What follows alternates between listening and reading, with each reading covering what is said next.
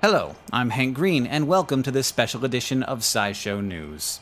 8 months ago, the final stage of the Mars Science Laboratory's launch vehicle pushed the craft to 13,000 miles per hour, ready for its journey to Mars.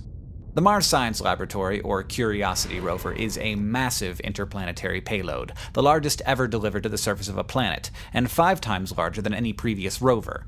The logistics of getting it not just to the surface of Mars, but to a very particular spot on the surface of Mars, boggle my mind.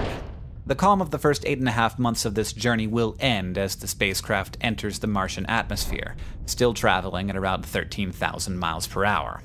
At that moment, the craft will lose contact with us. 7 minutes later, it will be going 0 miles per hour, either sitting peacefully on the surface of the planet, ready to begin its mission, or scattered across the landscape with no sign as to what went wrong. NASA scientists and engineers call this the 7 minutes of terror. As the craft enters the upper atmosphere and jets align it to the perfect entry vector, the friction of the atmosphere heats the heat shield up to 1600 degrees Celsius while slowing the craft down to a much more manageable 1,000 miles per hour. Still, though, faster than the speed of sound. But while the Martian atmosphere is certainly thick enough to burn up an improperly shielded spacecraft, it is not thick enough to slow it down to subsonic speeds. So that job is done by a parachute. The largest supersonic parachute ever designed, in fact, weighing only 100 pounds and yet capable of withstanding 6,500 pounds of force.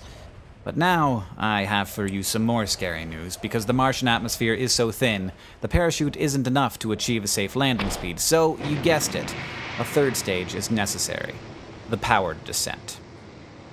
The parachute detaches and the fallen craft is caught by retro-rockets which slow it further, jetting it away from the parachute so it doesn't get tangled up, and eliminating not just vertical but horizontal speed. The craft now uses radar and cameras not just to see how high it is, but to spot its landing area, so that it can hit the surface in a previously defined area that isn't just safe, it's also scientifically fascinating, at the base of a 6-kilometer high mountain. However, there remains one final problem. If it lowered itself all the way to the surface on rockets, the amount of dust kicked up in that process could permanently damage many of the instruments. So instead, the lander is lowered down on a 21-foot tether, a system engineers call the sky crane maneuver. After the wheels hit the ground, the rocket portion detaches, accelerates up, and then crashes at a safe distance.